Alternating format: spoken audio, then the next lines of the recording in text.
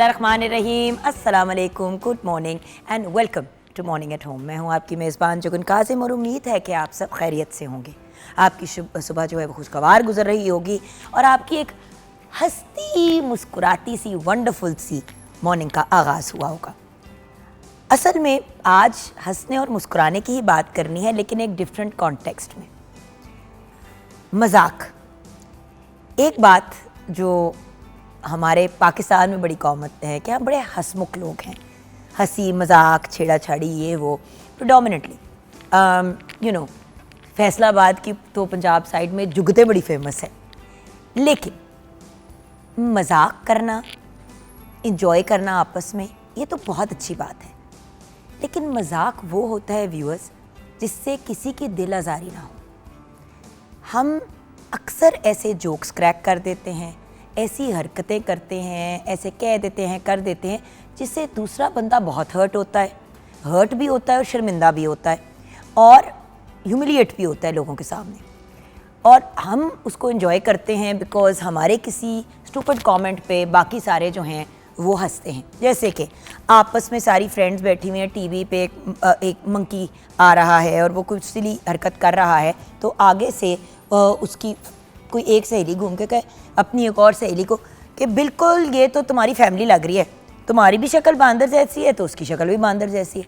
अब बाकी सारी फ्रेंड्स तो हंस पड़ी, लेकिन जिसके बारे में ये बात की जा रही है वो इंसान कितना हर्ट और अपसेट होता है। इसी चीज़ को अब मैं सोशल मीडिया की तरफ लेके जाना चाहूँगी, जहाँ पे लोग मुंह पे इतने जोक्स क्रैक शायद नहीं करते, लेकिन सोशल मीडिया में मीम्स के थ्रू या रील्स बना के जो एक दूसरे का मजाक उड़ाते हैं, ये बड़ी ही नेगेटिव बात है। बिकॉज़ मेरी एक जानने वाली है, हमारी फैमिली फ्रेंड है, उनकी ना बड़ी ही अपनी बेटी के साथ ना किसी बात पे बड़ा झगड़ा हुआ, तो वो कुछ अरसा जो है अपनी खाला के घर जाके रही। तो खैर उनको जब समझाने के लिए सब गए कि भाई उसको आपने भेजा हुआ है, बुला ले वापस, तो कहती है इसको मैंने इतना मना किया है। एक तो मुझे वैसे ही सोशल मीडिया नहीं पसंद, अगर इसने सोशल मीडिया यूज़ करना है तो उस सोशल मीडिया पे मुझे और अपने ख़ानदान वालों को ये जलील क्यों करती है। अच्छा, बच्ची से बात की तो उसने कहा मैं तो मजाक कर रही होती हूँ, मैं तो फ़नी रील्स बनाती हूँ कि अम्मी ने डांट दिया, ये कर दिया, वो कर दिया।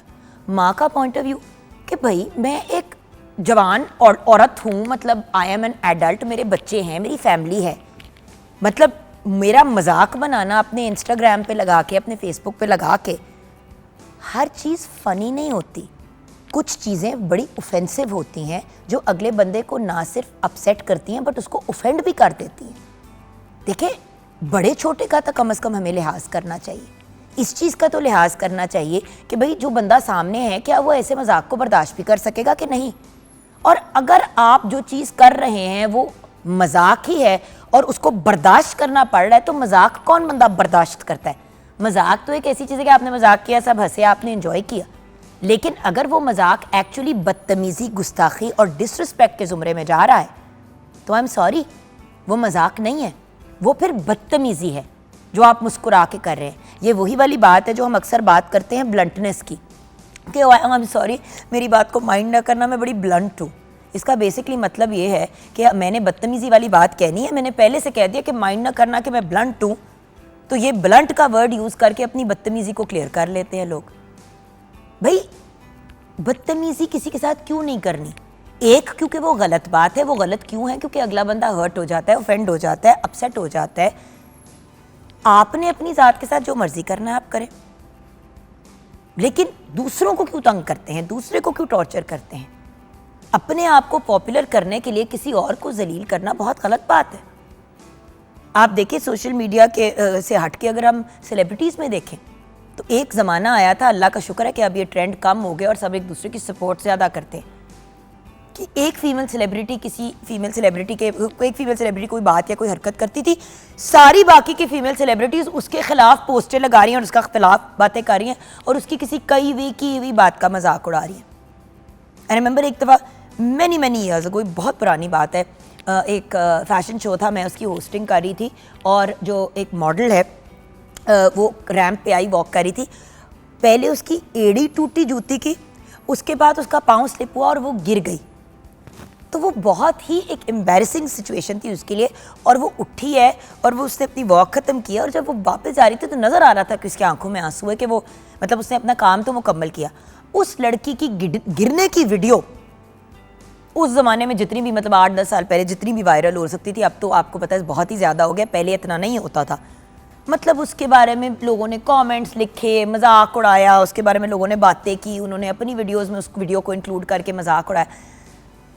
मतलब एक बंदा गिरा, उसके गिरने पे हमें ये नहीं कंसर्न होना चाहिए कि अगले को चोट तो नहीं लगी, उसको कुछ चाहिए तो नहीं, हाय बेचारी एम्बैरेस हो गई होगी, उसको जाके गले लगाएं, उसको कहे कि नहीं नहीं यार किस होता है, हो जाता है, यही तो बात है इस प्रोफेशन की। ये वो आप अगले की हौसला अफजाई करें, उसे प्यार करें, ना कि आप उसका मजाक उड़ाएं कि मतलब पहले बंदा गिरा, उसको चोट भी लगी, वो शर्मिंदा भी हुआ पता नहीं कितने लोगों के सामने, अब उसी की बिरादरी के लोग उसी का मजाक उड़ा रहे हैं। हद की बदतमीजी। हमें सोचना पड़ेगा कि हम किस डायरेक्शन में निकल रहे हैं। हम फ्रीडम ऑफ स्पीच के भाई मेरी मर्जी, मेरी ज़बान में जो मर्जी कहूँ, भाई तुम्हारी ज़बान तो मर्जी, तुमने जो मर्जी करना है अपने बारे में कहो, मेरे बारे में मत कहो। आपने नोटिस किया होगा मैं कभी भी फ़नी मीम्स नहीं बनाती अपने हस्बैंड के बारे में या उनके बारे में कोई फजूल बातें नहीं लिखती। क्यों? क्योंकि देखिए मजाक एक लिमिट का होता है। मैं एनिवर्सरी पे हमेशा सिली सी कोई चीज़ करती हूँ जहाँ पे हल्ला गुल्ला ही हा जब भी हम what ever that kind of शोर शराबा kind of situation, but predominantly मेरी कोशिश यही होती है कि उसमें कोई ऐसी चीज़ ना हो जिसमें फैसल एम्बैरेस थोड़ा सा होना और हंसना इज़ ओके, बट जहाँ पे वो शर्मिंदा फील करें कि यार ये मेरी बीवी है। मैंने भी टाइम लिया, ये नहीं है कि पहली एनिवर्सरी पे मैं जल्दी हो गई और मैंने पागलों वाली कोई चीज़ की, मैंने गेज किया थोड़ा थोड़ा करके व्हाटएवर। देखिए व्यूअर, स्पेशली जब ताल्लुकात नए होते हैं, जैसे कि शादी है या आपकी फ्रेंडशिप्स कोई नहीं है या नए लोगों में आपने अपने किसी दफ्तर में नया नया काम करना शुरू किया है, डे 1 पे जुगत नहीं मारनी भाई। डे 1 पे किसी के साथ स्टूपिड मजाक नहीं करना, किसी से स्टूपिड बात नहीं करनी। पहले अगले के साथ कोई ताल्लुक बनाए, कोई रिलेशनशिप बनाए, कोई डायनामिक बनाए। बेतुका किसी का मजाक उड़ा देना। अच्छा, यंग जनरेशन भी बिल्कुल लगाम नहीं देती अपनी ज़बान को, जो जी में आता है कहते हैं करते हैं। एक और बहुत इरिटेटिंग चीज़ कि एक तो होता है ना कि जानते हुए आपके बारे में कोई चीज़ लगा देना, एक होता है कि जैसे अब मैं आप लोगों से इस तरह शो पे बातें कर रही हूँ, बीच में ब्रेक आती है, ब्रेक में मैं कहीं इधर उधर ही आ कर रही हूँ, मस्खरेबाजी कर रही हूँ, कोई मेरी वीडियो बना के उस मस्खरेबाजी के ऊपर कमेंट करके अपनी तरफ से लिखे oh my God so cute. उन्होंने अपनी तरफ से तो oh my God so cute लिख दिया, लेकिन आपने मुझे शर्मिंदा करने वाली, एम्बैरेस करने वाली एक ऐसी चीज़ लगा दी जिसमें मेरा मजाक बन गया। तो मजाक वो करें जिससे किसी की दिल आज़ारी ना हो, और कोई भी चीज़ करने से पहले ये देखें कि किसी और का मजाक तो नहीं बन रहा। व्यूअर्स, इतनी सी कोई चीज़ के ऊपर बंदा कमेंट करता है आजकल पब्लिकली और लोगों की जानें भी चली जाती हैं। ऐसे इंसिडेंट्स भी हैं जहाँ पे लोगों को हार्ट अटैक हो गया क्योंकि किसी ने फ़ोन करके मजाक किया कि ओ आपके बेटे का एक्सीडेंट हो गया, वो बड़ी बुरी हालत में, अस्पताल जाते जाते बाप को हार्ट अटैक हो गया। अस्पताल पहुँचे तो सारे हंस रहे हैं, तो अगला जो है वो अल्लाह के पास पहुँचने वाला हो गया। प्लीज़ सोच समझ के मजाक करें, ज़रूर एक पॉजिटिव रिलेशनशिप रखें एक दूसरे के साथ, बट विद इन लिमिट्स। आइए किचन की तरफ बढ़ते हैं जहाँ पे मेरी बहुत ही प्यारी सहेली, बहुत ही सेंसिबल और बड़े तरीके से चीज़ों को लेके चलने वाली शेफ़ आमना इलियास हैं। अस्सलाम वालेकुम। वालेकुम अस्सलाम। अच्छा, बड़े गौर से सुन रही थी जी, बहुत ही कहना चाहिए रिलेटेबल टॉपिक है आजकल के हवाले से। मीम्स वगैरह शेयर करेंगे तो उसमें अब कोई नहीं भी है तो वो अनकंफर्टेबल हो जाएगा। लाइक सास बेचारी सास बिल्कुल को constantly exactly stupid jokes, stupid comments. ससुराल हो गया, फुफ्फो का रिश्ता एक ऐसा है, मैं जरूर मेंशन करना नहीं तो मैं तो अक्सर ये कहती हूँ, मेरे मुंह से निकलता है, मैं कहता हाँ मैंने पूरी फुफ्फियों वाली बात की। क्यों? क्योंकि बचपन से सुनते आ रहे फुफ्फी अच्छी नहीं होती, और फुफ्फी के बारे में हजारों जोक्स हैं। बिल्कुल, वो इतना एक माइंडसेट बन गया है ना, आप यकीन करें मैं उस चीज़ से इतना वो अच्छा नहीं लगता कि वो एक रिश्ता ही ऐसा बन गया है। मेरे माशाल्लाह भाई की बेटी है, मैंने कहा यार ये मुझे कुछ भी कह लेगी, मुझे फुफ्फो ना कहे।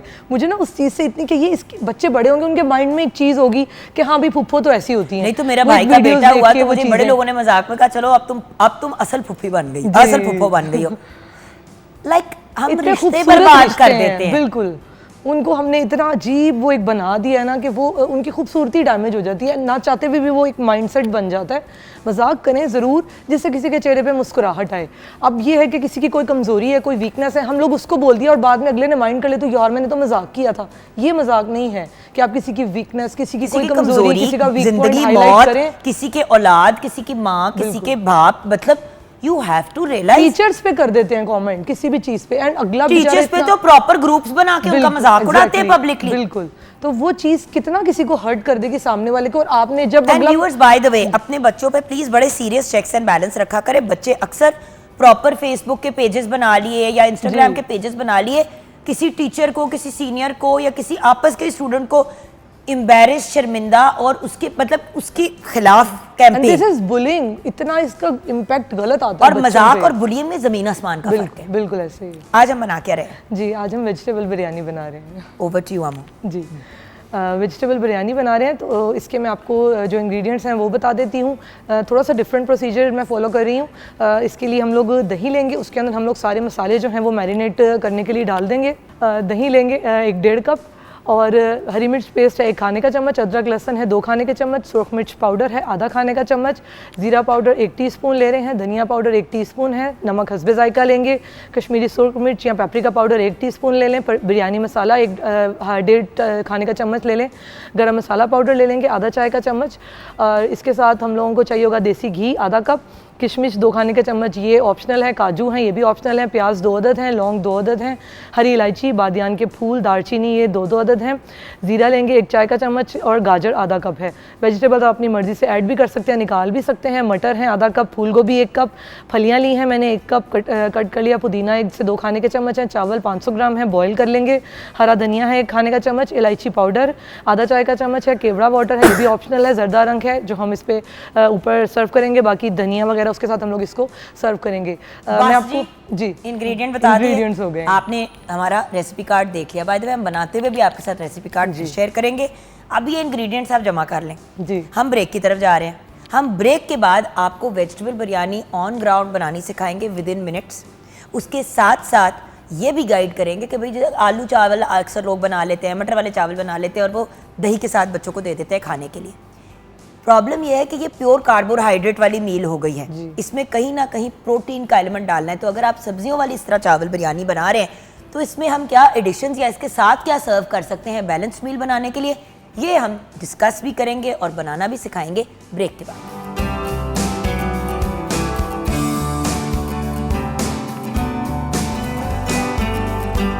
जी हाँ व्यूअर्स, वेलकम बैक। आ गए हम बिरयानी कॉर्नर में जी, यानी कि वेजिटेबल बिरयानी के कॉर्नर में। अच्छा, लोग ना सब्जी वाली बिरयानी भी बड़े शौक से खाते हैं। बहुत बिल्कुल।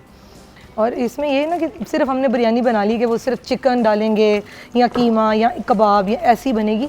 इसका हम थोड़ा सा अगर डिफरेंट कर लेंगे, अब आजकल आपको पता है कितनी माशाल्लाह अच्छी वेजिटेबल्स आई हुई हैं, डिफरेंट हमें वैरायटी मिल जाती है, तो सारी वेजिटेबल्स लेके वो हम कर लेंगे। और साथ में जैसे आप कहें सर्विंग अगर हम करें, साथ हम शामी कबाब सर्व कर सकते हैं, कीमे के हम कबाब सर्व कर सकते हैं कि प्रोटीन का भी एक हमारे पास फैक्टर ऐड हो जाए। आपने ये वाली इसी बिरयानी के साथ दाल भी सर्व कर दी। बिल्कुल। तो दाल के अंदर भी आपको पता है कि प्रोटीन की अच्छी मिकदार होती है। आप इसके साथ वो भी बना सकते हैं जो बड़े मज़े के लगते हैं, पनीर के पकौड़े। हाँ बिल्कुल। इसी वेजिटेबल बिरयानी के साथ ना कभी पनीर के पकौड़े और रायता सर्व करें, सही, बड़े मज़े की कॉम्बिनेशन होती है। अभी भी हम ये जो और इसी के अंदर बाय द वे आप चिकन भी डाल सकते हैं। बिल्कुल डाल सकते हैं। एग्जैक्ट यही जो आप बना रहे हैं, जब आप कुक होने के लिए सब्जियां रखेंगे उसमें आप चिकन को भी भून के डाल दें। चिकन डाल सकते हैं, कीमा डाल सकते हैं, तो वो कीमा भी आ जाएगा आपके पास और वेजिटेबल्स का भी ये कंटेंट ऐड हो जाएगा उसके अंदर। बट ये इन इटसेल्फ आप कंप्लीट मील इसे नहीं कंसिडर कर सकते, ये कहना ज़रूरी था क्योंकि हम हमेशा प्रोटीन और इन चीज़ों की बात करते हैं। तो कहीं कोई 100 ग्राम प्रोटीन साथ कंज्यूम करना चाहिए। चाहे बॉइल्ड अंडे दे दे साथ। हाँ बिल्कुल। वो आप जब सर्व करें, सर्व की आपने हाफ बॉइल्ड एग्स, बिल्कुल बहुत सारी ऑप्शंस हैं। आपका कंप्लीट प्लेटर जो है वो रेडी हो जाता है। अच्छा, ये मैंने ना ऑयल गरम कर लिया। जब भी आप मिक्स वेजिटेबल बनाएं, मैं आपको टिप शेयर कर रही हूँ, या फिर सालन बनाएं या आप राइस बना रहे हो, आपने हमेशा सब्जियों को ना पहले हल्का सा इनको, ये जिसको सौते कहते हैं ना हम ऑयल में, ये कर लेंगे तो वेजिटेबल्स की शेप ख़राब नहीं होगी, बिल्कुल वो जो है ना क्रंच भी रहेगा उनके अंदर। ये एक पॉइंट आप ज़रूर इसमें ऐड कर लें कि इसको आपने पहले एक हल्की सी फ्राइंग कर लेनी है। दूसरा मैं आपको बताती हूँ, ये देखिएगा दही लिया है मैंने, इसमें आलू इसमें कब डालने? आलू मैं इसके अंदर सेपरेट करके रेडी फिर डालूंगी, बिकॉज आपको पता है आलू को थोड़ा सा टाइम लगता है, तो इनको हम लोग फिर बाद में इसके अंदर ऐड कर देंगे। राइस इसके लिए मैं लूँगी अलग से बॉईल करके, और जैसे बिरयानी की हम तह लगाते हैं उस तरह से हम तह लगाएंगे। अच्छा ये मैं आपको बता देती हूँ, ये देखिएगा दही लिया है मैंने, इसकी मैंने ना मैरिनेशन रेडी करनी है। ये फ्राइंग हो जाएगी, देन हमने इसमें ये योगर्ट की मैरिनेशन ऐड कर देनी है, ठीक है। इसके लिए हम लोग सॉल्ट ले लेंगे, ऑलमोस्ट हाफ टी स्पून में सॉल्ट ऐड करी हूँ। अच्छा लोग पीछे सोचते हैं जीरा डाल दो, नमक डाल दो, थोड़ा सा वो यखनी डाल दो तो आपका वो रेडी बन गया। जी नहीं, ये हमने ये देखिएगा मिक्स, इसके अंदर मैंने ये ब्लैक पेपर ऐड किया है, रेड चिली ऐड की है, सूखा धनिया पाउडर था मेरे पास वो ऐड किया, ज़ीरा पाउडर ऐड किया, हल्का सा आप चाहें इसमें चिकन पाउडर ऐड कर लें, क्योंकि वेजिटेबल बिरयानी है तो एक फ्लेवर बड़ा अच्छा आता है। मेरे पास वैसे जो स्टॉक क्यूब्स हैं वो भी हैं, ये भी हम इसमें ऐड कर लेंगे, और थोड़ा सा मैं इसके अंदर कलर जो है वो डालूंगी। बट ऑब्वियसली अगर आप वेजिटेरियन है तो फिर आप क्यूब्स नहीं डालेंगे, नहीं डालेंगे, फिर आप वेजिटेबल स्टॉक की क्यूब्स लेंगे। ये सिर्फ हल्की सी, ये देखिएगा अब आप फ्रेश लेना चाह रहे हैं वेजिटेबल, आप इसमें, आपको कुछ लोगों को कॉर्न्स पसंद होते हैं, फ्रेश आप डाल सकते हैं उसके अंदर, कैन वाले आप स्वीट कॉर्न्स डाल सकते हैं, बिल्कुल बिल्कुल, जो भी, ये तो आपकी अपनी चॉइस है ना। तो ये फ्लेवर इसका, प्याज टमाटर, प्याज इसके अंदर हम लोग, ये मैं साथ में अलग से इसका बनाऊंगी ज़रा कचूमर सैलेड सा सिरके वाला, और वो सारी चीज़ें हम लोग सेपरेट सर्व करेंगे। ये उस हवाले से थोड़ी सी डिफरेंट है कि प्याज का मसाला, टमाटर का मसाला, उस हवाले से ये बिल्कुल अलग है। लहसुन अदरक, लहसुन अदरक वगैरह वो मैंने, जब टमाटर करने हैं ना ऐड इसमें, तो जब हम लोग आलू ऐड करने हैं तो तब आलू और वो मैं अलग से ऐड करके डालूंगी, क्योंकि अगर हम अभी डाल देना तो आपको पता है कि खटास जब आप ऐड कर देते हैं तो आपके आलू गलते नहीं हैं, थोड़ा सा उनको टाइम लग जाता है। पहले आप उनको डाल लेंगे, उनको आप अच्छे से टेंडर कर लें, और देन उसके बाद ये अब आप इसके अंदर ऐड करें। ये देखिएगा, ये जो हमारी मैरिनेशन है आप इसको बना के रख लें या जिस तरह भी, तो ये एक अच्छा सा जो है ना, अक्सर ऐसे होता है घर में गेस्ट आ जाते हैं, बंदे को समझ नहीं आती कि क्या करें। है ये, और ये बड़ा ही क्विक तरीका है। और वही बात है अगेन जो हम हमेशा करते हैं कि राइस भी पड़े हुए होते हैं अक्सर, कि दाल चावल बनाए, कुछ भी किया, आपके पास वाइट राइस पड़े हुए हैं, आप फटाफट से ये एक जो है इसकी अच्छी सी मिक्सिंग तैयार कर लें, सालन कह लें इसको, आप इसको एज ए सालन भी सर्व कर सकते हैं, जिस वक्त ये बिल्कुल अच्छे से घी छोड़ देगा, सेपरेट हो जाएगा, घी भुन जाएगा थोड़ा सा, बहुत ज़्यादा हमने इसको नहीं भुनना, एंड देन उसके बाद आप इसकी लेयर्स बना लें, राइस बॉयल करके जैसे हम बिरयानी के लेयर्स बनाते हैं, और बेहतरीन आपकी जो है वो वेजिटेबल बिरयानी वो रेडी हो जाएगी। वही जिस तरह हमने बताया कि इसके अंदर फिर हम लोग पुदीने की मैं डालूंगी, पत्तियाँ ऐड करेंगे, टमाटोज जो है वो भी हम लोग लेयर्स में ऐड करेंगे, तो वो आपको पता है कितने अच्छे लगते हैं, जब दम खुलता है तो वो बहुत अच्छा, उसका एक कलर भी आता है और फ्लेवर भी बहुत अच्छा आता है। ये वाला सिर्फ एक इसके अंदर पॉइंट है। बाकी जो पोटैटोज़ हैं वो हम लोग ज़रा से सेपरेट कर लेंगे, ताकि जो है वो इस दूसरी तरफ, ये देखिएगा राइस मैंने इस तरफ रखे हुए, ये हो जाएंगे। टाइम मैनेजमेंट, इस वक्त मैंने थोड़ी सी टाइम मैनेजमेंट पे बात करना चाहूँगी। जब आप आलू छील रहे हो, साथ साथ मैं टाइम मैनेजमेंट पे ज़रूर, व्यूअर्स आमना आपकी भी ऑफ कोर्स फीडबैक बड़ी इंपॉर्टेंट है इस पे। देखो किचन में आपने नोटिस किया होगा, एक ही किस्म की हांडी पक रही है एक औरत के घर में आधे पौने घंटे में, और एक औरत के घर में 4 घंटे में एक डिश ही नहीं मुक रही, बल्कि आधे पौने घंटे में 3-3 डिशें एक बंदे ने तैयार करी है। ववेला है कि यार खाना बनाना होता है, खाना बनाना होता है, खाना बनाना होता है। बड़ा एतराज है मुझे इस बात पे, यकीन करें। अच्छा नहीं खैर देखो मेरी जान, एतराज तो चलो हम कर ही लेते हैं वेरियस चीज़ों पे, लेकिन मुझे पता है इस बात पे एतराज क्यों नहीं है, क्योंकि देखो अगले को पता नहीं है कि किस तरह मैनेज करना है। पता नहीं, सिर्फ टाइम मैनेजमेंट है और कुछ भी नहीं है। उसी टाइम में उतने ही टाइम के अंदर आप, ये वेजिटेबल बिरयानी आपकी एक तरफ बन रही है, हो रही है, दूसरी तरफ आपने उतनी देर में कबाब तल लिए, ठीक है, हाँ आप उतनी देर में उनको रेडी कर लेंगे, कोई इशू नहीं है। उतनी ही देर में आपने साइड पे कि यार अब ये मैंने सर्विंग एक साथ करनी है, वरना क्या है कि अब मैं अभी इसके अंदर राइस करके रख दूंगी तो क्या होगा, चावल ठंडे हो रहे हैं और अब कबाब में तलना शुरू करूंगी। ये सिर्फ मैनेजमेंट जो आपको बता रहे हैं कि किचन में या लाइफ में overall time management very important factor. तो इसके साथ साथ ही आप अपनी लाइफ को, अपने सारे जो भी डेली रूटीन के गोल्स हैं उन सबको आप बहुत अच्छे से अचीव कर सकते हैं। अदरवाइज़ फिर यही है कि एक चीज़ हो गई, दूसरी उतनी देर में है, वो जैसे मैं किचन की बात करूँगी कि यार एक चीज़ ठंडी हो गई है, वो फ्रेश नहीं है। सारी चीज़ें हम जब सर्व करें, चाहे सालन है या कबाब है या यार, ये बड़ा इरिटेटिंग होता है, किसी के घर जाते हो जो आखिरी चीज़ आती है वही गर्म होती है जी, वो बाकी सारी चीज़ें जो उतनी देर में पड़ी हुई है सामने, वो हमेशा ये हो कि आप किचन में सब कुछ रेडी कर लें, बिल्कुल आप असेंबल कर लें, सैलेड वगैरह आप पहले टेबल पे सर्व कर दें, एंड देन जब आप खाना सर्व करें उस वक्त एक साथ आप लोग सालन, राइस, जो भी रोटी, नान, जो भी चीज़ आप सर्व करें एट अ टाइम आप वो डिस्प्ले करें, ताकि जो भी गेस्ट है वो अपने हिसाब से जो भी उन्होंने चीज़ लेनी है, वैसे जैसे वेदर होता है आजकल एसीज़ हैं या विंटर्स में ये होता है कि वैसे ही ठंड होती है, वो वाकई वही बात है कि उतनी देर में खाना इतना ठंडा हो गया होता है कि उसका वो जो टेस्ट है ना वो बिल्कुल वो आता ही नहीं है। इंसान अब सोच रहा था कि यार ये तो मैंने तो सालन लेना था और सालन में तब तक घी जम गया हुआ ठंड की वजह से। क्या डाला आपने? जी, ये मैं इसके अंदर डाली हूँ थोड़ा सा, जो हमने 1.5 टीस्पून बताया था बिरयानी मसाला।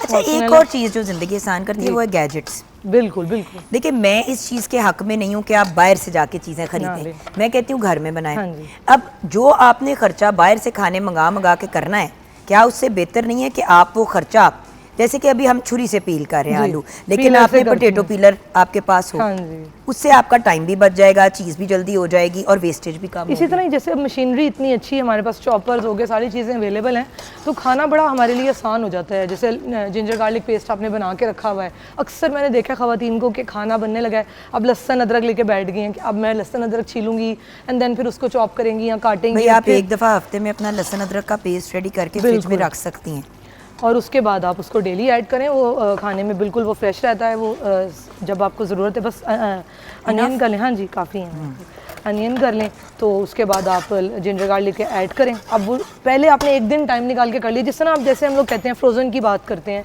शामी कबाब हो गए, समोसे, रोल्स वगैरह, एक दिन या वीकेंड में हमने बना के रख लिए, तकरीबन 10-15 दिन हमारे निकल गए। गेस्ट भी आए हैं तो वो भी उसमें अकोमोडेट हो जाएंगे, बच्चे हैं तो वो भी आप लंच बॉक्सेस में दे सकते हैं, उनको सर्व कर सकते हैं साथ में, तो आप एक टाइम पे आसानी हो जाती है। अदर देन के कोई आया है, अब आपको टेंशन होगी कि यार बेकरी भागें, कहीं से कुछ मंगवाएं, करें, सर्व करना है, और फिर कोई भी गेस्ट होगा उसके सामने भी एक आपको पता है होममेड की एक बड़ी अच्छी, किसी को भी आपने सर्व किया उसे खुशी होगी कि यार मेरे बड़ा मज़ा आएगा, मतलब होममेड हमने चीज़ खाई है, आपने खुद बनाई हुई थी, तो उसकी एक वर्थ ही बड़ी अलग होती है, सिर्फ इसीलिए।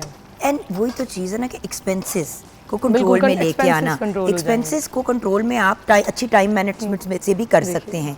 जो टाइम आप वेस्ट करते हैं इस किस्म की स्टूपिड एक्टिविटीज़ में, like you said ginger garlic paste हो गया, अच्छा एंड टाइम पे खाना बनाना शुरू कर दिया, बाद में देख रहे हैं कि इंग्रेडिएंट पड़े हुए पूरे नहीं है, अब मंगवाएं, मैंने कहा आलू ठीक है बिल्कुल, क्योंकि आपको पता है वेजिटेबल बिरयानी में सबसे ज़्यादा आलूओं का लोगों को होता है, तो मैंने कहा जरा वैसे भी खाली भी बना लेते हैं, जैसे बच्चे ताहिरी जो होती है, जब आलू वाले जो चावल होते हैं वो बड़े बच्चे पसंद करते हैं। ये जो आपने ग्रेवी तैयार की है जी, ये ग्रेवी इन इटसेल्फ भी बड़े मजे की है। बहुत, इसको आप फुलके के साथ सर्व करें ना तो वो एक बेहतरीन, आपको इतना अच्छा उसका फ्लेवर आएगा। थोड़ा सा अगर आप प्रेफर करते हैं तो मैं तो बोलूँगी वो देसी घी वाली रोटी होगी तो वो बेहतरीन। जैसे वेदर अब थोड़ा सा चेंजिंग की तरफ जाएगा, थोड़ी सी सर्दियाँ आ रही होंगी, तो वो एक जो है ना मिक्स वेजिटेबल का सालन बेहतरीन लगता है। जब गाजरें भी थोड़ी फ्रेश आ जाती हैं रेड वाली, तो मिक्स वेजिटेबल बहुत ही ज़बरदस्त जो है वो फ्लेवर देती हैं। अब देखो ना आप उधर साइमल्टेनियसली हमारे राइस बॉयल हो रहे हैं जी, ये सब्जी ऑलमोस्ट डन है, इसमें आलू हमने डाल दिए जी, सिर्फ वो टेंडर होंगे, सिर्फ इतना वेट। जब तक हम ब्रेक से वापस आएंगे और अपना अगला सेगमेंट शुरू करेंगे तब तक ये आपकी रेडी है जी। राइस बॉईल होंगे और फिर लेयर्स बना लेंगे। एक कन्नी छोड़नी है, एक कन्नी हमेशा आपने जैसे बिरयानी के लिए छोड़ते हैं या जैसे हम लोग फ्राइड राइस बनाते हैं, एक कन्नी आपने मस्त छोड़नी है ताकि वो जो हमने दम लगाना है कुक होने का मार्जिन हो उसके अंदर बेहतरीन, उसके अंदर आपका जैसे बिरयानी का राइस है आपका बिल्कुल टूटा नहीं होगा, बिल्कुल बेहतरीन निकल के आएगा। आपके सामने सर्व करेंगे, आप देखिएगा, बल्कि विद इन फ्यू मिनट्स आप लोग देखेंगे कि फ्रेश जो है जी ये तैयार हो जाएगा। अच्छा, हम अब ब्रेक की तरफ जाएंगे। ब्रेक के बाद जब वापस आएंगे तो हमेशा से सुनते आ रहे हैं कि रीडर्स आर लीडर्स, कि जो लोग पढ़ते हैं, लाइक किताबें पढ़ते हैं, वो ज़िंदगी में बहुत आगे जाते हैं और बहुत कामयाब होते हैं। किसी भी सक्सेसफुल बंदे की कहानी पढ़ो, स्टीव जॉब्स हो गए, बिल गेट्स हो गए, किसी की भी, तो एक उनकी ज़िंदगी का बड़ा इम्पॉर्टेंट एलिमेंट है आमना, और वो ये है कि ये वो लोग हैं जिन्होंने बहुत ज़्यादा रीडिंग पे और अपनी नॉलेज को इंक्रीज़ करने के ऊपर काम किया। बिल्कुल। और जब पूछो बिल गेट्स से भी जब पूछा हमने कि भाई क्या सिचुएशन, कि मतलब आपका क्या रूटीन वगैरह, तो मैं सुबह बहुत जल्दी उठता हूँ, मैं एक्सरसाइज करता हूँ, मैं इतना टाइम बुक रीडिंग को देता हूँ, और डेली यार देखो, आप अगर साइंटिफिकली भी इस चीज़ को देखो, किसी भी न्यूरोलॉजिस्ट से या किसी भी ब्रेन के बंदे से बात करो, आपको पता है वो क्या आपको बताएगा। इंटरेस्टिंगली इनफ हमारा जो दिमाग है, हम अगर हमारा इतना ब्रेन है तो इसका 10 के 8% हम सिर्फ इस्तेमाल करते हैं अपनी पूरी ज़िंदगी में, यानी कि अभी 92 या 90% पड़ा हुआ है बिल्कुल गैर इस्तेमाल शुदा। यानी कि इस ब्रेन को आप जितना यूज करेंगे उतना ही आपके लिए बेनिफिशियल और काम। हमारे साथ एक कॉलर है कायनात। अस्सलाम वालेकुम कायनात। अस्सलाम वालेकुम जुगन, कैसी हैं आप? अल्हम्दुलिल्लाह, गुड मॉर्निंग जी। बताइए कायनात, सब ठीक ठाक है, खैरियत है? बिल्कुल खैरियत। आज तो मैं हैरान हो गई इससे कि हम तो चिकन बिरयानी, मटन, बीफ बनाते हैं, ये तो सब्जियों की बिरयानी कहाँ से आ गई भाई? जबरदस्त आइडिया। बट कायनात हर वक्त गोश्त घर में नहीं भी पड़ा होता, कभी जैसे एक फ्रीजर में शामी पड़े हुए हैं जी और अब नहीं मिल रहा टाइम जाने का मार्केट या कुछ डिफरेंट खाना है, तो शामी कबाब सिर्फ चाय के टाइम पे या सिर्फ एवरी नाउ एंड देन नाश्ते के लिए तो नहीं ज़रूरी ना। आपने शामी कबाब फ्राई किए, आपने ये वेजिटेबल बिरयानी दी, साथ में रायता सलाद, आपका दस्तरखान कंप्लीट है। बहुत अच्छा आइडिया है, मुझे बहुत पसंद आया ये आइडिया और उम्मीद है कि बहुत अच्छी बनेगी। ये बताएं कि आप खुद कुकिंग करती हैं बिल्कुल।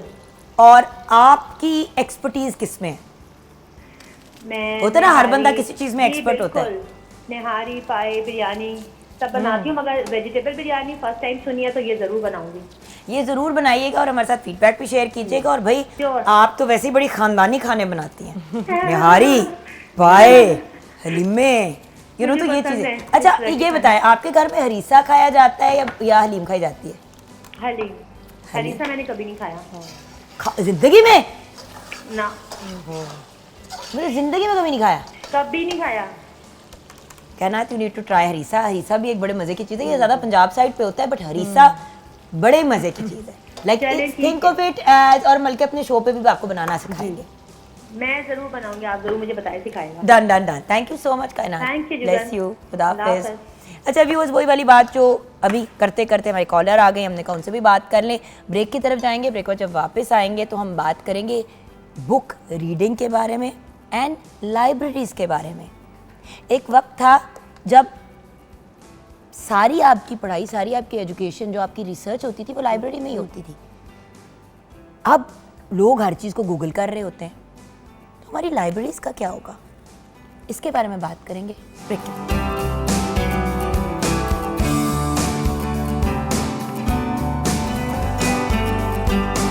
Welcome back from the break viewers. इस वक्त हमारे साथ एक ऐसे लीडर हैं जो डेफिनेटली रीडर भी हैं, पढ़ते ज़रूर हैं, क्योंकि जो पोस्ट इनके पास है वो पॉसिबल नहीं है अगर वो पढ़ते नहीं हैं। हमारे साथ आज डायरेक्टर जनरल हैं ऑफ पब्लिक लाइब्रेरी पंजाब। अस्सलाम वालेकुम काशिफ मंजूर साहब। जी वालेकुम सलाम, बहुत शुक्रिया यहाँ बुलाने का और मौका देने का। अच्छा काशिफ भाई, सबसे पहले तो मुझे एक बात बताएं, ये जो हम ब्रेक से पहले बात कर रहे थे रीडिंग, मतलब जो पढ़ते हैं वही लीडर बनते हैं, तो मुझे एक बात बताएं, किताब की और किताब पढ़ने की आपकी नज़र में क्या अहमियत है? जी किताब ज़ाहिर है जो हमें पहला हुक्म दिया गया वो इकरा था कि पढ़, रीड। तो रीडिंग इसलिए ज़रूरी है कि ये आपको अपनी पहचान देती है। एक हकीकत है जो आपके जहन में है और एक हकीकत है जो कि दुनिया भर के दानिशवरों ने इसको इकट्ठा करके किताब की शक्ल में समो दिया है। बिल्कुल। तो जब तक आप उसकी सनद वहाँ से नहीं लेंगे, आप अपनी ज़ात की रिफ्लेक्शन कैसे हासिल करेंगे? सबसे अहम चीज़ होती है अपनी ज़ात को समझना और उसकी रोशनी में फिर कायनात को समझना।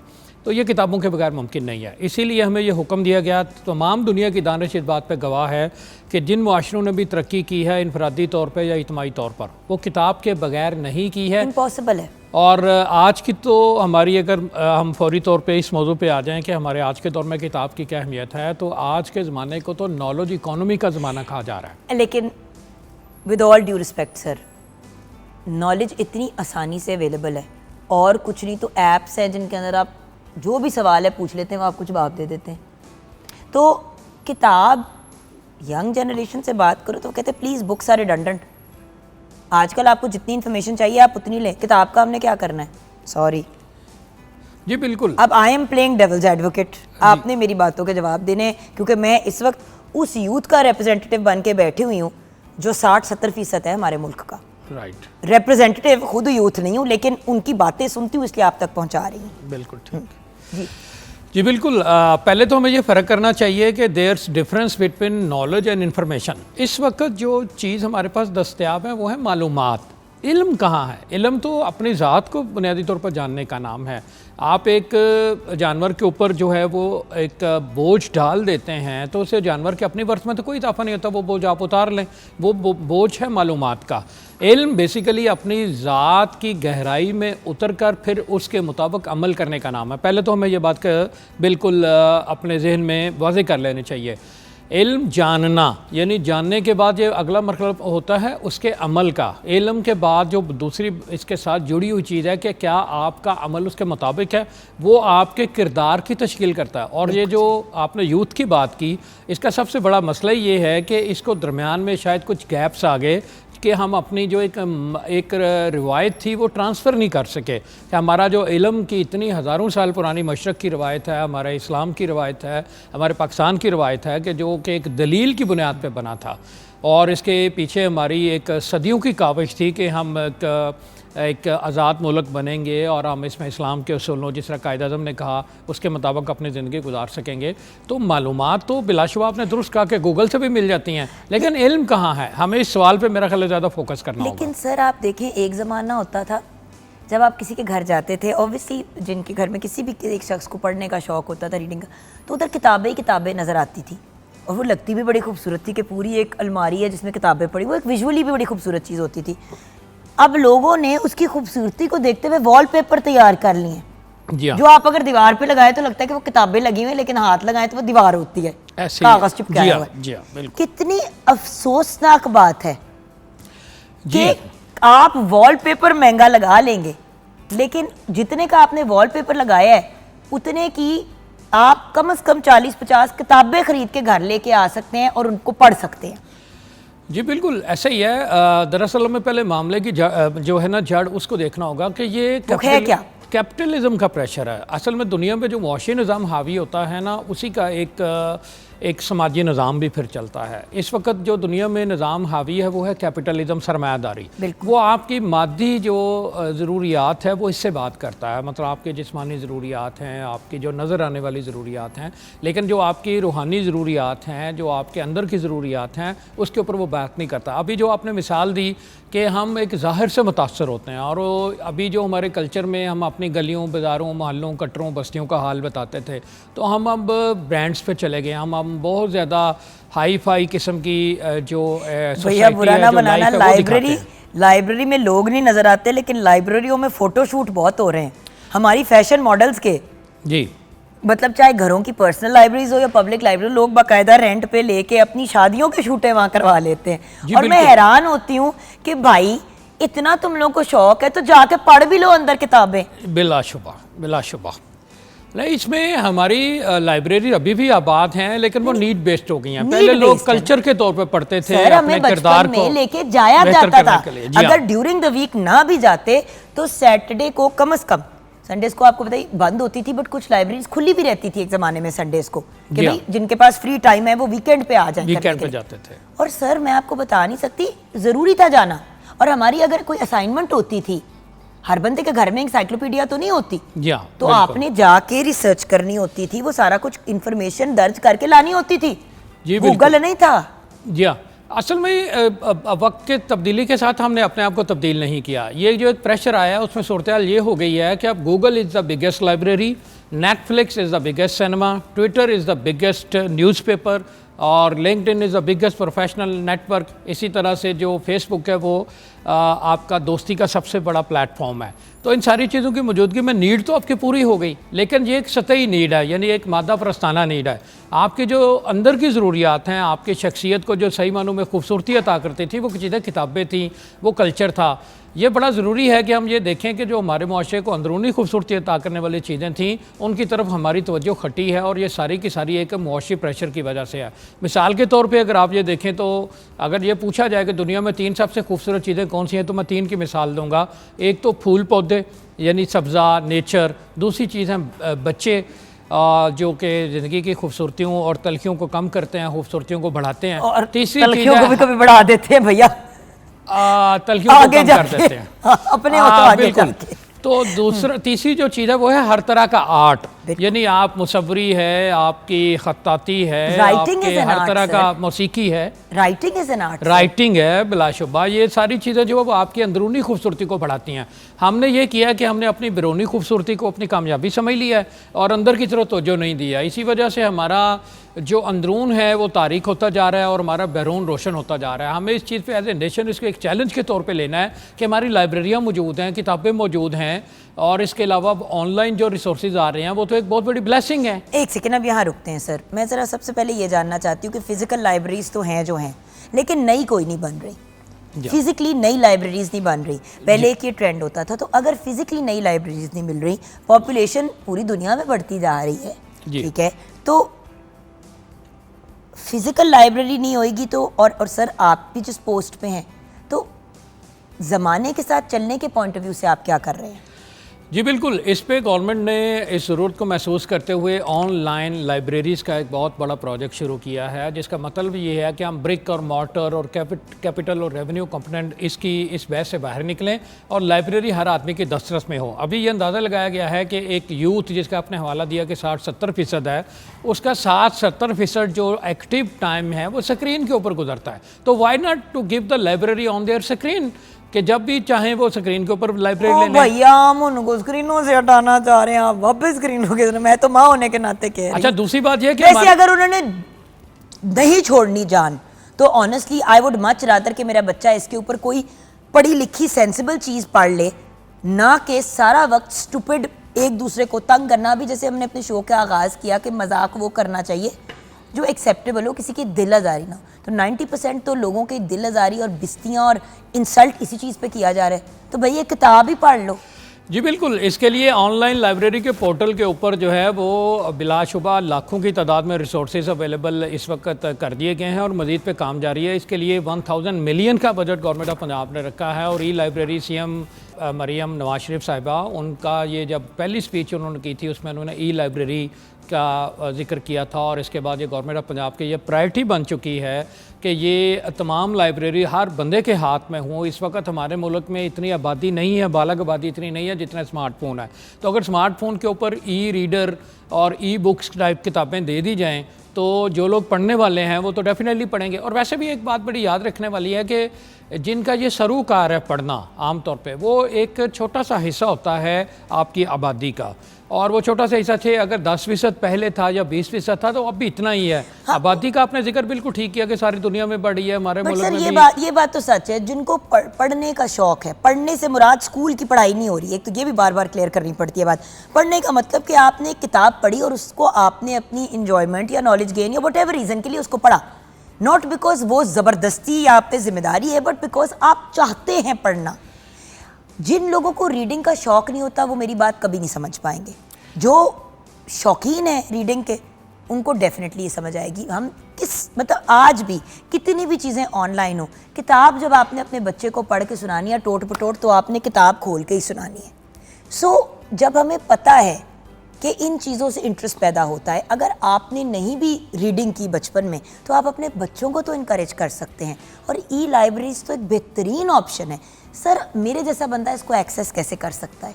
जी बिल्कुल, इसमें हमने अपने पोर्टल बनाए हैं। हमारा जो टेक्निकल आर्म है जो हमें IT की सपोर्ट फ्राहम करता है वो है PITB, Punjab information technology board. Arfa Karim tower के अंदर इसका दफ्तर है और ये ऑनलाइन काम करते हैं, और ये गवर्नमेंट ऑफ पंजाब के जितनी IT की इंटरवेंशन हैं ये इसके ज़िम्मेदार हैं।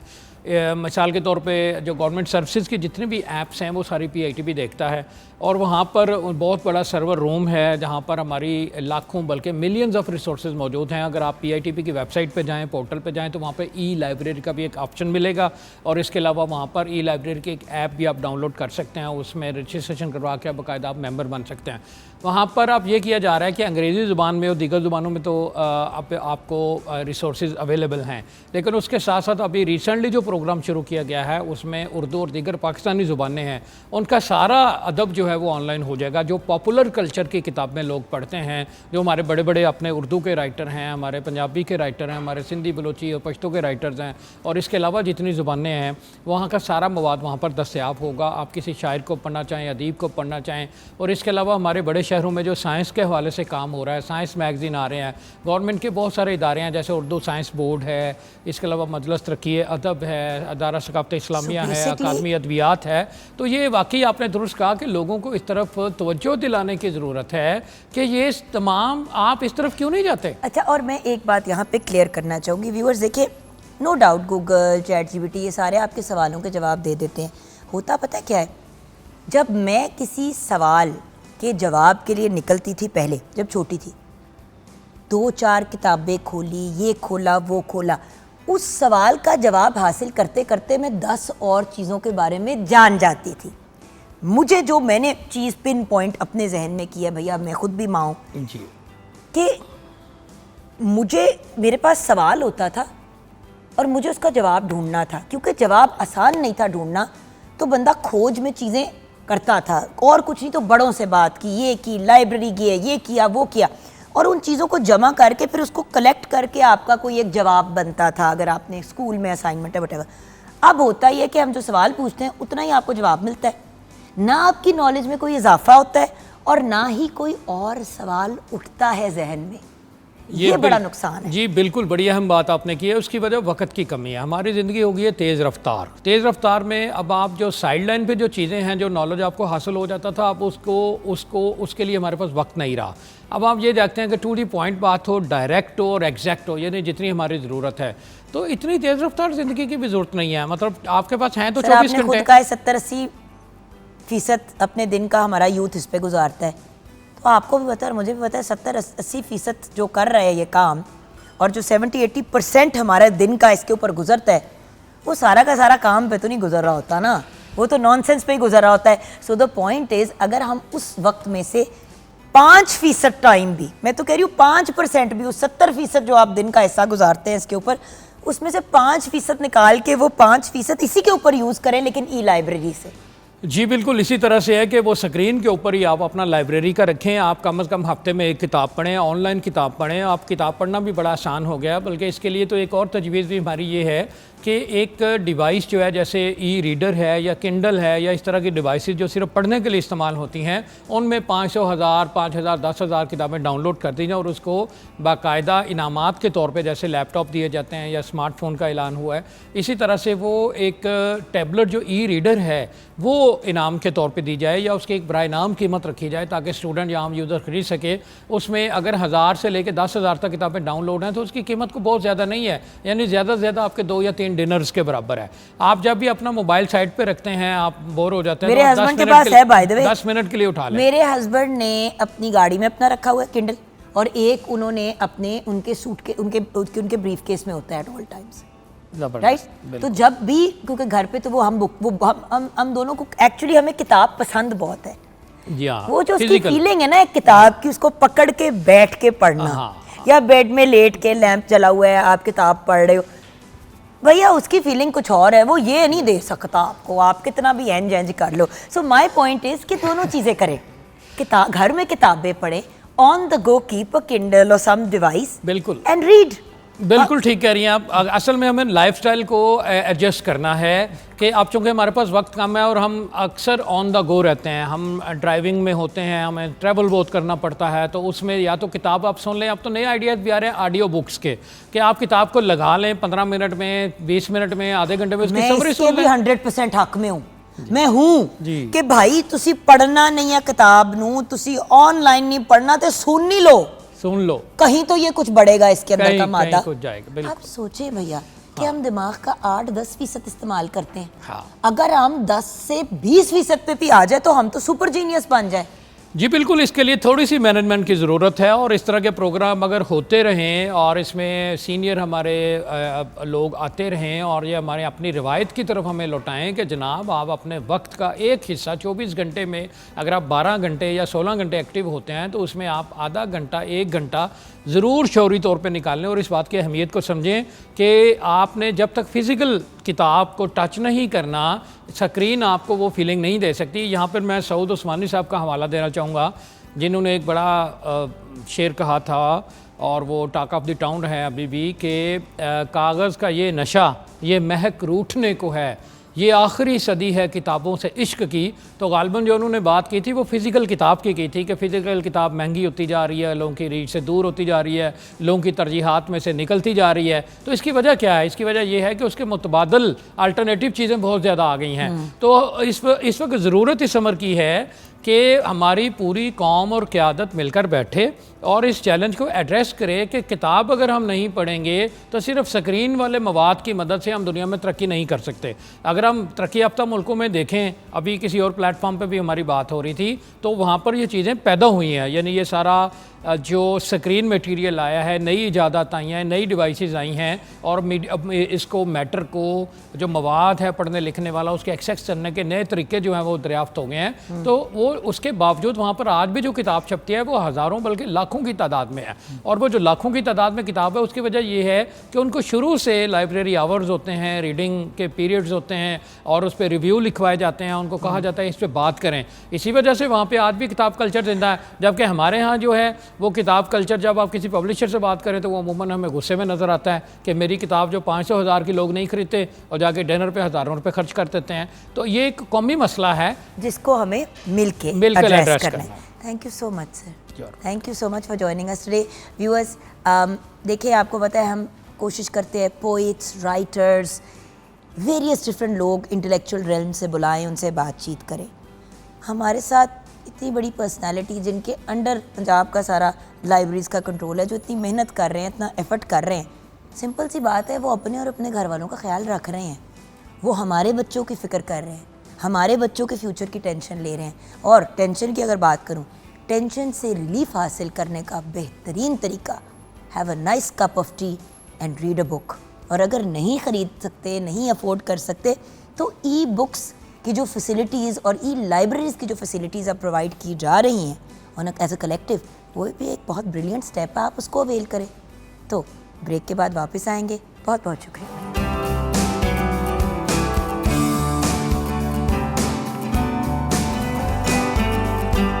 Welcome back from the break viewers. बच्चों की तरबियत में माँ बाप का, पेरेंट्स का और टीचर्स का रोल। अब आई नो कि ये बहुत ही पुराना घिसा पिटा टॉपिक है और इस पर बड़ी दफ़ा बड़े डिफरेंट एंगल्स और एस्पेक्ट्स पे बात हो चुकी है, लेकिन एट द सेम टाइम अगर इस पे 8 करोड़ दफ़ा बात हो चुकी है तो हमारे बच्चों में तरबियत की मज़ीद कमी क्यों नज़र आ रही है, उसमें इम्प्रूवमेंट क्यों नहीं आ रही। मुझे तो खैर लगता है कि वही वाली बात है जो अभी ब्रेक से पहले हमारे बड़े प्यारे भाई कह के गए कि भाई असल में 70-80% बच्चे का दिन इस पे गुजरता है, इस डिवाइस पे। एक वक्त था कि 7, 8, 10 साल का बच्चा, चले 10, 11, 12 साल की उम्र पे बच्चे जो हैं माँ बाप उनको मोबाइल दे देते थे, व्हाटएवर के बेटे हम अभी दफ्तर में होंगे तो आपके पास मोबाइल होगा, जब आते थे तो ले लेते, व्हाटएवर, वर्किंग पेरेंट्स। फिर वक्त के साथ हुआ क्या कि एक 6 माह का बच्चा जो बड़ी ईजिली एंटरटेन्ड है, उसके सामने उसकी माँ ने ऐसे फ़ोन रखना शुरू कर दिया या बाप ने उसके सामने डिवाइस रखनी शुरू कर दी। तो हुआ क्या कि बच्चे की तरबियत फिर एक डिवाइस प्लस उसके साथ जो भी लोग हैं। अब तो स्कूलों में भी मोबाइल की इजाज़त दे दी गई है, तो अब तो पता नहीं तरबियत का किस लेवल का बेड़ा गर्क होना है। लेकिन बच्चों की आज की मॉडर्न एनवायरनमेंट में, आज की दुनिया में तरबियत कैसे मैनेज की जाए कि वो फंक्शनल मेंबर्स ऑफ सोसाइटी बने। हमारे साथ डॉक्टर बिस्वा एजाज हैं, माहिर नफ्सियात साइकोलॉजिस्ट, और आप असिस्टेंट प्रोफेसर हैं at the department of applied psychology. अस्सलाम वालेकुम। वालेकुम अस्सलाम। कैसी मेरी प्यारी दोस्त? बिल्कुल ठीक। आज तो आप वैसे डॉक्टर कम और मॉडल ज़्यादा लग रही है, लेकिन ओके बिस्वा, आपकी दोस्त जो मेरी ही तो दोस्त, तो यही तो मसला है। Then we have with us the lovely Nadia Jafri, brilliant individual, obviously हमारे शो का एक रेगुलर हिस्सा है। कैसी हैं आप? अस्सलाम वालेकुम। Thank you.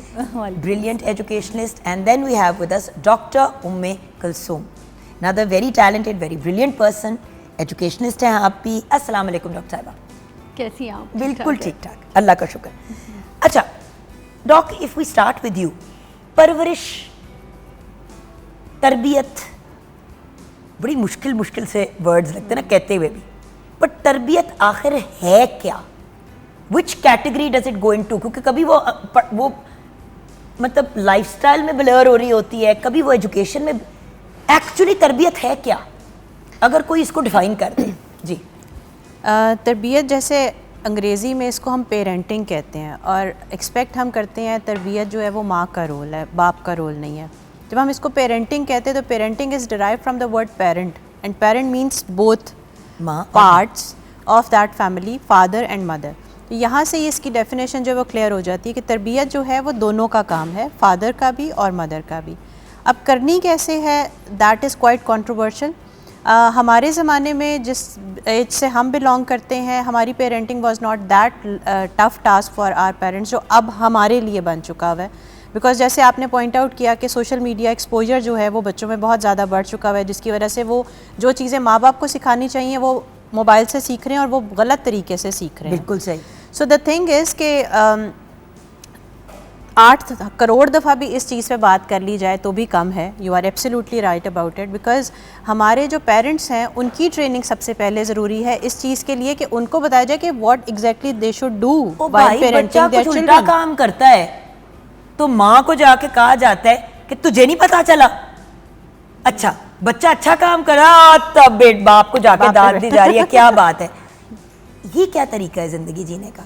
ये देखो, हमारी माँ society- की गोद से तरबियत शुरू होती है। ये एक्चुअली ये स्टेटमेंट्स हमने शुरू की है, ये हम लोग कहते हैं कि माँ की गोद। देखिए व्यूअर्स, अब तो हाउस होल्ड्स भी बहुत चेंज हो गए हैं। सिंगल पेरेंट हाउस होल्ड्स है। I have been a single mother for 6 years जब मैं हमजा को पाल रही थी। Then I got remarried. So the point is जिंदगियाँ और लाइफस्टाइल सबके चेंज हो चुके हैं। लेकिन अगर एक घर में एक माँ है, एक बाप है, एक दादी है, बड़े भाई बहन है, तो फिर क्या वो तरबियत उन सबकी रिस्पॉन्सिबिलिटी नहीं पहले बनती? अच्छा देखें, इसमें एक और चीज़ भी आ जाती है। I am really agreed with you. Parents का जो माँ बाप हैं, ये हमारे कल्चर या हमारी सोसाइटी के नॉर्म्स हैं कि हम जॉइंट फैमिली सिस्टम में रहते हैं या हम न्यूक्लियर फैमिली सिस्टम में रहते हैं। अगर हम जॉइंट फैमिली सिस्टम में रहते हैं तो ऑफ कोर्स उसमें सब लोगों का उतना ही कंट्रीब्यूशन है।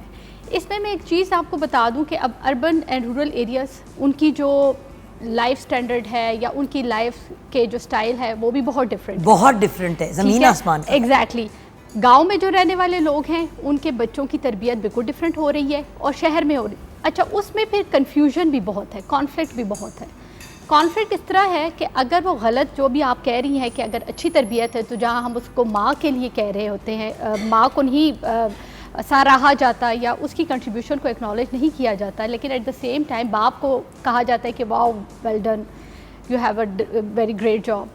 लेकिन जिस वक्त जॉइंट फैमिली सिस्टम में होते हैं उसमें दोनों पेरेंट्स, स्पेशली जो मदर है या फादर है, वो फिर जो बुराइयां होती हैं या वो जो अच्छाइयां होती हैं उनका जो है क्रेडिट लेना चाहते हैं सारे, एंड जो बुरा हुआ या उसकी नेगेटिव पेरेंटिंग हुई या उसके जो आउटकम आप कह देते हैं, बच्चा जो है वो अच्छा परफॉर्म नहीं कर रहा, बच्चा उस तरह रिस्पॉन्ड नहीं कर रहा, आपकी एक्सपेक्टेशंस पे पूरा नहीं उतर रहा, तो वो फिर माँ के ऊपर ही आता है कि ये तो तुम्हारा काम है, दिस इज़ योर जॉब। तो वो पेरेंट्स जो दादा दादी हैं या जो और लोग हैं वो वहाँ पर स्टेप बैक कर लेंगे। तो शायद आपको मेरी बात की समझ आ गई हो कि हम मॉडल जो बना रहे होते हैं उसमें सब अपना अपना कंट्रीब्यूशन डालते हैं, लेकिन हम एक्नॉलेज सिर्फ उन चीज़ों को करते हैं जो पॉजिटिव होती हैं। जो नेगेटिव होंगी वो तो किसी और के लिए, तो प्रोजेक्शन जिसको हम कहते हैं कि मैं आप पे डाल दूँगी, वो उस पे डाल देंगे, इस तरह कर ले। जी आप I कुछ just सुना want दीजिए। to add one thing that भाई, ये बहुत ज़्यादा तेज़ी से ज़माना मतलब जो किसकी जिम्मेदारी है? मुझे हाँ, खुदा की कसम वो अपनी देखिए, एक वक्त मुझे अंग्रेज़ी का एक वो मकूला है ना, it takes a village to groom the child, तो वो सबकी ही जिम्मेदारी है। बहुत सी ऐसी बातें हैं जो हमारे बच्चे हमें नहीं अपनी नानों को सुन लेते हैं और वो उस पर अमल कर बिल्कुल। लेते हैं। तो ऐसी कई चीज़ें जिसमें हमें सपोर्ट चाहिए होती है। दादा जान ने एक नज़र उठाई, जी, सारे चुप हो गए। हमें सपोर्ट चाहिए। और आजकल जिस तरह से दौर है कि हस्बैंड और वाइफ दोनों ने काम करना है, अब मेजॉरिटी है, इस वक्त रिसर्च बता रही है इवन पाकिस्तान के अंदर, इट्स अ डेवलपिंग कंट्री, और इसके अंदर भी मियाँ बीवी मिल के काम कर रहे हैं 8-8 घंटे, 11-11 घंटे, ये रेशो भी है। तो उसमें एक दूसरे को समझना, स्पेस देना, और यहाँ में support एक करना। बड़ी Support इम्पॉर्टेंट करना। बात है कि बेटों की तरबियत पे माएँ ध्यान दें, उनको अपना ग्लास धोना, अपनी प्लेट सिंक पे रखना, अपने कपड़े खुद आयरन करना, लाइक उनको इंडिपेंडेंट बनाएं। उनको ये जो मामाज बेबी बना देते हैं हम या मेरा पुत्र और ये मेरी चीज़ें, जान, उससे आपको ग्रूमिंग पता है, ऐसी होती है। मुझे लगता है कि मैंने एक मुहिम स्टार्ट की हुई है आजकल इस प्रोग्राम पे, जहाँ पे मैं कॉन्स्टेंटली कह रही होती हूँ, बिस्मा जी आपने भी सुना हुआ है, खाना पकाना, कपड़े धोना, सफाई करना बेसिक लाइफ स्किल्स हैं। एग्जैक्टली। ये सिर्फ लड़की के जिम्मे की चीजें नहीं हैं, चाहे आप लड़की हैं, लड़का है, ट्रांसजेंडर है, व्हाटएवर योर जेंडर इज, हर बंदे को रोटी पकाना, कपड़े धोना, बेसिक चीजें आनी चाहिए। बिल्कुल। हाथ पांव फूल जाते हैं मर्दों के। हमारी सोसाइटी में ये बड़ा क्लियर डिवाइड है। उम्मती किसके हैं? नबी पाक सल्लल्लाहु अलैहि वसल्लम को देखिए, खुद अपना काम, अपना कपड़े वो सी रहे हैं, पेवंद लगा रहे हैं, अपना जूता सी रहे हैं, अपना, तो वाई कांट लाइक जहाँ माँ की जिम्मेदारी है बाप की भी है, ग्रूमिंग दोनों की जिम्मेदारी है, दोनों ने तरबियत, जो वक्त मिलता है उसको क्वालिटी टाइम दें। अगर बाप रात को भी आ रहा है, वो आधा घंटा भी बच्चों को क्वालिटी टाइम देता है, उनसे पूरे दिन की बात करता है, उनके प्रॉब्लम्स सुन लेते हैं। मैम एक बात बड़ी इंपॉर्टेंट है यहाँ पे पॉइंट आउट, लड़का ज़रूर लड़के हमेशा बाप को देखते हैं एज अ रोल मॉडल, बिल्कुल। और लड़की हमेशा बाप को देखती है एज एज एन एनालिसिस के कल को एक मर्द ऐसा होना चाहिए। तो अगर उसका बाप एक वायलेंट, गाली निकालने वाला, हाथ उठाने वाला बाप होगा, तो वो यही चीज नॉर्मल कंसिडर करेगी और आगे जाके उसी चीज को एक्सेप्ट करेगी अपनी जिंदगी में एज अ रियलिटी। ये भी एक बड़ी इंपॉर्टेंट एलिमेंट है कि बाप सिर्फ ये सोचते हैं वो अपने बेटे का रोल मॉडल है। तो भाई आप अपनी बेटी का भी रोल मॉडल है एक बड़े मुख्तलिफ कॉन्टेक्स्ट में, क्योंकि उसका पहला एक्सपोजर मर्द का या मेल का अपने बाप का है। बिल्कुल। फिर असल में जुगन, आप अगर बुरे इंसान होंगे और you happen to be someone's father, तो वो आपको ही देखेगी और सोचेगी कि यार ऐसे ही होते होंगे सारे बंदे। तो अगर मेरा बाप मेरी माँ को झांपड़ लगाता है तो फिर मेरा मियाँ भी मुझे ही झांपड़ लगाएगा, तो नॉर्मल सी बात है ना। सो अपनी जात तो पहले ठीक करें, हमारी सोसाइटी बच्चे पैदा करने से पहले। उसको रूल्स, रेगुलेशंस, रिलीजन, इन सब का पता है, बट इम्प्लीमेंटेशन वो उन चीज़ों की करेंगे जिसमें वो अपना शॉर्टकट ढूंढते हैं। हमारी सोसाइटी बेसिकली चल रही है सोसाइटल रोल्स के ऊपर जो हमारे कल्चर ने बनाए हैं। हमारा कल्चर फॉरेन कल्चर से फ़र्क है। आप वहाँ के बच्चों की ग्रूमिंग और हमारे बच्चों की ग्रूमिंग में ज़मीन आसमान का फ़र्क देखेंगे। हमारे बच्चों के कॉन्फिडेंस लेवल में और उनके बच्चों के कॉन्फिडेंस लेवल में, ओपननेस ऑफ कम्युनिकेशन में, कहीं ना कहीं रिबेलियसनेस में भी ज़मीन आसमान का फ़र्क देखेंगे।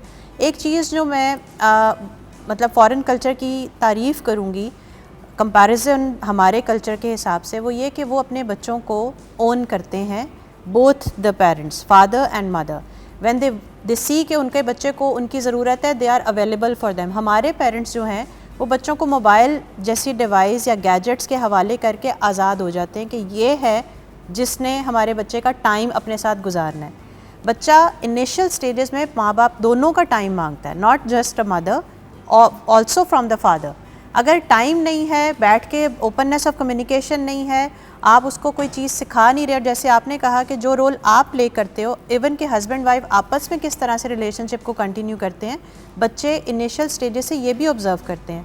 हम ये चीज़ डिनाई कर देते हैं कि जो बच्चों को मुंह से बात बताई जाएगी सिर्फ वही सीखेगा। नो, बच्चा हाईली ऑब्जर्वेंट होता है और वो सिर्फ अपनी नज़र से भी देख सकता है कि what is going on, and वो इमीडिएटली उसको बच्चे को फोटोग्राफिक इमेज के थ्रू थ्रू सेव कर अस्सलाम लेता को है। नहीं कहेगा, लेकिन माँ को सजदा करते हुए देखेगा ना बच्चा, वो डेफिनेटली साथ फॉलो आके करेगा, खड़ा हो जाएगा, क्योंकि बच्चा देख के ही लर्न करता है। They are like sponges. Okay, educational institutions का क्या रोल है मैम? मुझे तो अब लगता है कि टीचर्स और इंस्टीट्यूशंस डर के बैठे हुए, वो सिर्फ उनकी फिंगर्स क्रॉस होती है कि आज का दिन सुकून से किसी बच्चे के किसी तमाशे के बगैर गुजर जाए, ये आए अपनी पढ़ाई मुकम्मल करके घर जाए।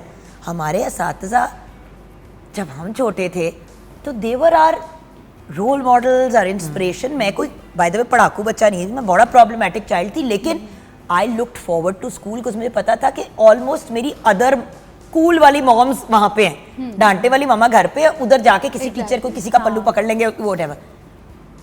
इस इन्वायरमेंट में, इस मोबाइलों वाली, माँ बाप दोनों बिजी हैं, दे आर वर्किंग, कोशिश कर रहे हैं। आजकल मुश्किल है यार फाइनेंशियली। तो स्कूल्स का और एजुकेशनलिस्ट का क्या रोल है, ये मैं आप दोनों से जानना चाहती हूँ। जी मैम।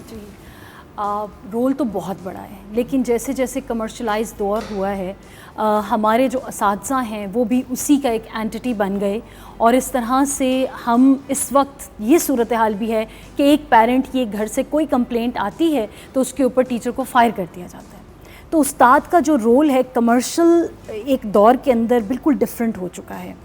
वो कितना हाईली पेड है, वो किस तरह से लेके चल रहा है, वो एक और बात है, बट जिस तरह उस्ताद के लिए इसको पैशन के तौर पे लेके चलना था, वो बहुत कम ऐसे अब असातिज़ा मौजूद हैं। क्योंकि आप तभी पल्लू पकड़ती थी कि आपको पता था कि इनके लिए एक टीचिंग इनकी ना रूह का एक इनके ब्लड में है, एंड वो आपको प्रोटेक्ट करेंगे। अभी इस वक्त एक बहुत आर्टिफिशियल किस्म की बॉन्डिंग है, वो बॉन्डिंग नहीं रही, बहुत कम है रेशो। तो एक तो ये कि टीचिंग बाय चॉइस होनी चाहिए, पहली बात। दूसरी बात, असातिज़ा का रोल तभी आता है जब वो पेरेंट्स के साथ मिल के उस बॉन्डिंग को स्ट्रॉन्ग करते हैं। बिल्कुल।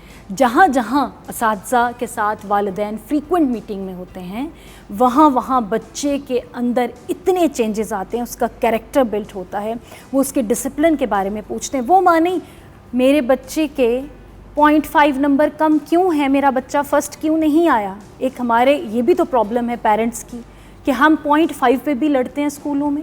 हमारे क्वेश्चन ये नहीं है, इसमें हमारी भी गलती इसलिए नहीं है एज पेरेंट्स, क्योंकि आगे जाके यूनिवर्सिटी आपको एक आधे पॉइंट पे ही दाखला नहीं देती, आपकी स्कॉलरशिप नहीं आपको मिलती। लेकिन यहाँ पर आप सिर्फ फोकस जो है ना अगर रूरल एरिया बिहेवियर को कर रही हैं। अगर क्वेश्चन बिहेवियर पे हो कि how do you find my child, मतलब आपको क्या लगता है मेरा बच्चा क्लास में, पेरेंट्स ये जाके पूछें पीयर्स के साथ उसका क्या है, पीयर प्रेशर लेता है, क्या ग्रुप वर्क में इसके अंदर लीडरशिप स्किल्स हैं, क्या आपने ये चीज़ ऑब्जर्व की। तो वालिदैन को भी ऐसे सवाल लेके जाना चाहिए असातिज़ा के पास। पीटीएम्स का मकसद भी तो यही है ताकि बॉन्डिंग रहे। लेकिन ये सारी बात जो है आप सिर्फ शहरों के जो स्कूल्स हैं आप उनकी बात कर रहे हैं। What about the schools in the villages और जो अर्बन एरिया, जो रूरल एरिया हैं, उनके स्कूल्स के बारे में? वहाँ पर तो बाय चॉइस है ही नहीं, वहाँ पर तो जो अवेलेबल आपको टीचर आएगा।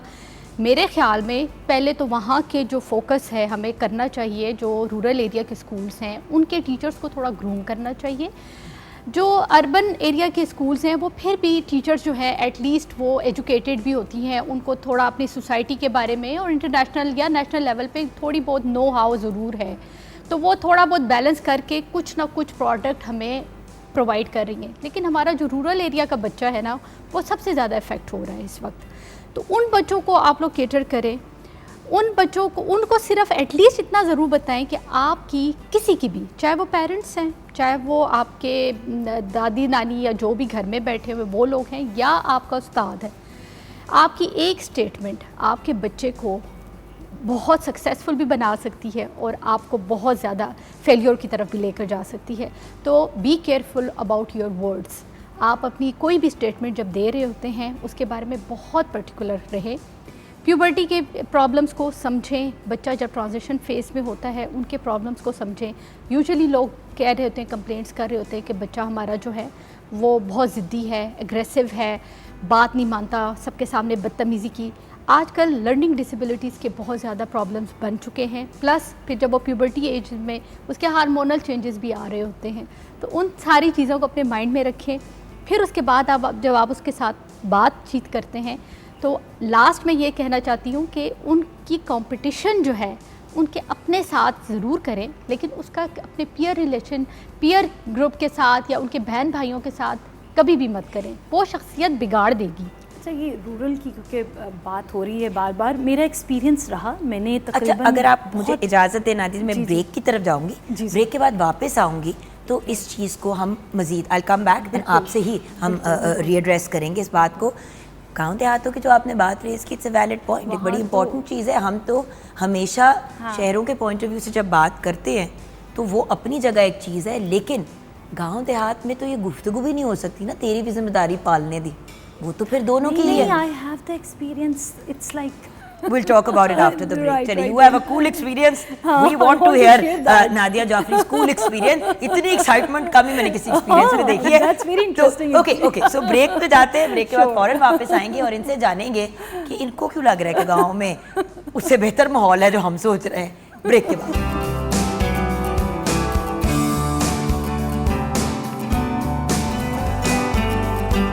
Welcome back from the break, viewers. होए होए किचन में तो आमना इलियास ने बिरयानी भी तैयार कर दी। हम तो बात करने लगे थे नादिया की, ये आपकी कहानी मेरे पास अभी अमानत है क्योंकि मैंने सुनी नहीं है अभी। सो जी, क्या है किचन में? वेजिटेबल बिरयानी बिल्कुल दम पे मैंने रखी थी और रेडी हो गई है अब खाने के लिए। साथ में रायता बनाया है, साथ में हमने सैलेड रेडी किया है। अच्छा आमना, हम ये बात क्योंकि कर रहे हैं as parents, you are also a parent, आप कुछ ऐड करना चाहोगे तरबियत के पॉइंट ऑफ व्यू से? क्योंकि देन हमने नादिया की स्टोरी सुननी है जो अपेरेंटली बड़ी एक्साइटिंग है, डिस्क्लेमर दे दिया, पता नहीं क्या होने वाला है। एक चीज़ जो मैं एज ए पेरेंट फील करती हूँ बीच में, like obviously my mother and I live in a joint family, तो बच्चे हैं। अब प्रॉब्लम जो थोड़ी सी हो गई ना, हमारी जैसे तरबियत हुई वो एक बिल्कुल डिफरेंट पैटर्न था। तो और जब अब आगे से हम वो मैं अक्सर हंसती हूँ कि तब ये था कि हम बड़ों की सुनते थे, अब ये है कि बच्चों की सुननी है। तो वो कहीं ना कहीं हम बहुत ज़्यादा उस चीज़ में सफ़र भी करते हैं और ऑब्वियसली वो चीज़ें उस तरह से अप टू द एक्सपेक्टेशंस नहीं होती। अक्सर कभी कभी आई फील वेरी गिल्टी, वो एक शायद मॉम गिल्ट भी एक पार्ट है पेरेंटिंग का, बट उसमें ये फैक्टर आ जाता है कि वो हमने उस तरह से देखा नहीं। मतलब हमें तो माँ बाप ने देख लिया तो हमारे लिए that was more than enough. अभी आप बोलते रहे यार हम बातें कर रहे हैं, कोई बकवास कर रहे थे, इस तरह आंख उठती थी और मैं कहता था सांस सारा कुछ ही रुक जाता था। वो भी खैर एक और एक्सट्रीम था ना, वो भी ठीक नहीं था। नहीं था, बट देखो अब हमें समझ आई है कुछ बीच की चीज होती है ना। एक ये है कि इतनी जेंटल पेरेंटिंग के मतलब बच्चा चपेड़ मार के आपको निकल गया तो किसी को कोई फर्क ही नहीं पड़ा कि इसको कुछ नहीं कहना, और दूसरी तरफ घूर रहे हैं तो तरह निकल गया। नहीं, यही मैं सिर्फ एक क्वेश्चन करना चाह रही हूँ कि मतलब वो चीज़ कि आप ठीक है लेट गो करें, ठीक है बच्चों को सबके सामने ना मतलब डांटें या उनको ना एकदम आप उनको किसी चीज़ पे झिड़क दें, अब ये चीज़ होगी। मगर फिर वो करते करते कभी कभी जैसे भी आपने बोला ना कि वो इतने ज़्यादा वो एक लीन और इतना बिहेवियर ऐसा हो जाता है कि आपको लगता है कि अब बाकी सब भी अनकम्फर्टेबल हो रहे हैं, तो वो एक लाइन कहाँ ड्रॉ करनी चाहिए, ये प्लीज़ समझ आ गई। ये डॉक्टर साहब आप एड्रेस करेंगी, but after Nadia tells her story, अगर लाइन क्रॉस हो रही है तो बड़े साइकोलॉजिकल रूल्स आप लोगों ने बनाए कि बच्चे को कभी किसी के सामने नहीं डांटना। ये बड़ा अच्छा आपने सवाल किया, क्योंकि कभी कभी बच्चे भी ऐसी आला हरकत कर जाते हैं जहाँ पे अब 100 बंदा खड़ा हुआ है आपके घर में, मेहमान आए हुए हैं, चपेड़ तो आपने वैसे भी नहीं मारनी, चाहे अकेले में या अदरवाइज। ज़माना अल्लाह का शुक्र है कि बदल गया, ये अच्छी चीज़ है। तो what do you do? Smile and nod, इस पे बात करेंगे। जी नादिया जी, हम बात कर रहे थे ब्रेक से पहले कि गाँव देहात में एक्चुअली शायद इस तरह से नहीं है। मेरा जो एक्सपीरियंस रहा, ऑलमोस्ट 1000 पेरेंट्स थे उनके साथ मैं एड्रेस कर रही थी, एंड इट वाज 10 देहात से लोग इकट्ठे हुए थे, पेरेंट्स थे, स्कूल्स के फंक्शन थे और उसके ऊपर अब उसमें देयर वर सर्टेन एक्टिविटीज़ जिसमें मैं पेरेंट्स को इन्वॉल्व कर रही थी, और उसमें से कुछ ऐसी थी जिनका ताल्लुक़ था कि मियाँ बीवी एक दूसरे के बारे में कितना जानते हैं। तो मैंने ये देखा कि वहाँ पर विमेन एम्पावरमेंट बहुत ज़्यादा है, ख़वातीन इतनी एम्पावर्ड हैं। ये शकरगढ़ की साइड पे मैं थी, इसके अलावा मेरा हाफजाबाद में भी देहातों के अंदर मैंने विलेजेस में काम किया, वहाँ पे भी ख़वातीन ज़्यादा एम्पावर हैं। मतलब मियाँ ये कह रहे हैं कि अलमारी तक मैं उसकी सेट करता हूँ और मैं साथ में उसके सब्ज़ी बनाता हूँ, चीज़ें सारे काम है, चाहे मैं ड्यूटी से आता हूँ मैं साथ में देखता हूँ। मुझे ये फीलिंग थी कि शायद ऐसा नहीं है और वहाँ पे एक डोमिनेंस है, ऐसा नहीं था। बच्चे, I talk about junk food कि इनको बचाइए, इस वक्त हम बहुत ज़्यादा फास्ट फूड और junk, and I was shocked. और वो साग और मकई की रोटी खा के आते हैं, कोई ऐसी सब्ज़ी नहीं जो मेजॉरिटी बच्चे एक साइड पे सब थे। मैंने उनसे हैंड रेस करवा के पूछा एंड उन्होंने ये मुझे बताया कि वो इतने शौक से हर तरह की सब्ज़ी खाते हैं। इसी बात ये कि जंक फूड का रुझान भी अर्बन स्कूल्स का इशू है। एग्जैक्टली वहाँ पे आपके ख्याल से कोई अफोर्ड करता है कि चिप्स के पैकेट और जूस और ये वो सारे बच्चे वही खाते हैं सारे, मतलब। और अगर कोई लंच लेके आता भी है तो पराठा अंडा आ रहा है और रोटी सालन आ रहा है, सिंबल समझा जाता है ना, जितना ज्यादा वो तो ब्रेक सारी लाडी चीजें हमारे यहाँ होती हैं। फिट बच्चे, और वहाँ से 200 प्लस कैडेट के लिए स्कूल से बच्चे गए, जो हाफजाबाद का मैं अपने कैंपस बात करी। So that was something you know very good feelings for me as well, कि हम जो ये बात करते हैं कि शायद ख़वातीन नहीं, वहाँ बाप का रोल नहीं होगा, शायद वहाँ माएँ बड़ी पिस रही हैं, कोई ऐसा भी नहीं है। बच्चे शायद उतने वेल ग्रूम नहीं हो रहे, उनके पास देखिए ग्रूमिंग में और तरबियत में बड़ा फर्क है।